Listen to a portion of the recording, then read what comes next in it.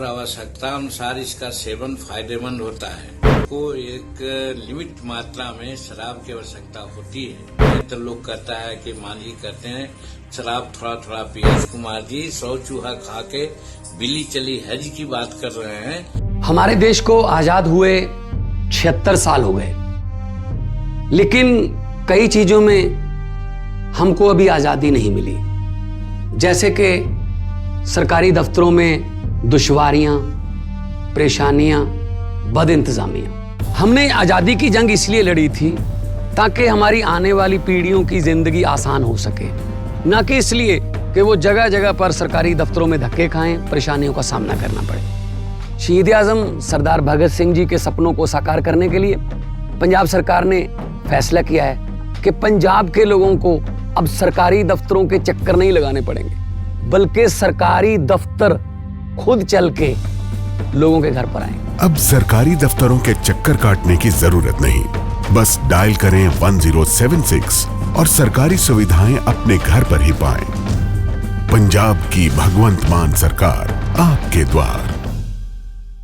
बिहार के सियासी गलियारों में पूर्व मुख्यमंत्री और हिंदुस्तानी आवाम मोर्चा के संस्थापक जीतन राम मांझी का एक बड़ा बयान सामने आया है। जीतन राम मांझी ने कहा कि शराब एक पेय पदार्थ है और आवश्यकता अनुसार इसका सेवन फायदेमंद होता है। खासकर कामगार गरीब लोग जो कड़ी मेहनत करते हैं, उनको एक लिमिट मात्रा में शराब की आवश्यकता होती है। हम गुजरात सरकार को धन्यवाद देते हैं कि गिफ्ट सिटी के नाम पर उन्होंने शराब को खुला छोड़ दिया है। इसलिए बिहार में भी गुजरात मॉडल पर ही शराबबंदी होनी चाहिए। गुजरात मॉडल से सबक लेना चाहिए ताकि व्यापार यहाँ बढ़े। आइए अब आपको सुनाते हैं जीतन राम मांझी का ये बयान। शराब एक पेय पदार्थ है और आवश्यकता अनुसार इसका सेवन फायदेमंद होता है। ये बात हम बार बार बहुत पहले से कह रहे हैं।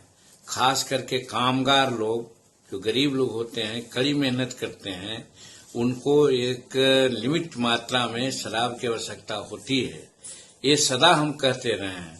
और इसी को जब हम कहते हैं तो लोग कहता है कि मांझी कहते हैं शराब थोड़ा थोड़ा पिया करो। आज हम गुजरात सरकार को धन्यवाद देते हैं कि गिफ्ट सिटी के नाम पर आज उन्होंने शराब को खुला छोड़ दिया है। इसलिए छोड़ दिया है कि शराब सेवन करने वाले लोग बाहर से लोग आते हैं, व्यापार करते हैं, उससे फॉरेन एक्सचेंज मिलता है राज्य को। बिहार में भी आज पर्यटन उद्योग जो हमारा डैमेज किया है, सिर्फ कागजी बात दिखला करके लोग कह रहे हैं कि हमारा पर्यटन व्यापार आगे बढ़ा है। और नहीं तो बोध गया में जाकर देख लीजिए, बोध गया में लोग आता है, दिन में चला जाता है, बनारस चला जाता है, कलकत्ता चला जाता है, हजारीबाग चला जाता है। अगर वहां पर शराब ठीक से मिलता, लोग रहता, तो शायद जितना आज वहां फॉरेन एक्सचेंज मिला उसे 10 गुना फॉरेन एक्सचेंज मिलता। इसलिए बिहार में भी हम जो शुरू से कहते हैं कि गुजरात मॉडल पर ही बिहार में शराब बंदी होनी चाहिए। और शराब बंदी के लिए सब लोग चाहता है कि हो, लेकिन इसका ये मतलब नहीं कि चादर को उतना ही तानना चाहिए जितना में चादर फटे नहीं। लेकिन ये नीतीश कुमार जी 100 चूहा खा के बिल्ली चली हज की बात कर रहे हैं। 2005 से लेकर 2010 तक घर घर ही इन्होंने शराब बिकवा दिया और आज यही बनना चाहते हैं कि हम बहुत बड़े शराब के विरोधी हैं। हम समझते हैं कि इनको गुजरात गवर्नमेंट से लेना चाहिए सबक। और जैसे वहाँ गिफ्ट सिटी नाम करके जो संस्था से आज शराब सेवन करने के लिए फ्री छोड़ा गया है, बिहार में भी उसी तरह से फ्री छोड़ना चाहिए ताकि व्यापार यहाँ बढ़े। बता दें कि इससे पहले जीतन राम मांझी ने बड़ा ऐलान करते कहा था कि बिहार में यदि उनकी सरकार बनी तो शराब पर रोक हटा दी जाएगी, उसके बदले में लोगों को शिक्षित किया जाएगा। मांझी का कहना है कि गुजरात मॉडल के तर्ज पर बिहार में शराबबंदी होनी चाहिए। बिहार सरकार को गुजरात सरकार से सीख लेनी चाहिए ताकि बिहार को शराबबंदी से रेवेन्यू का नुकसान न हो।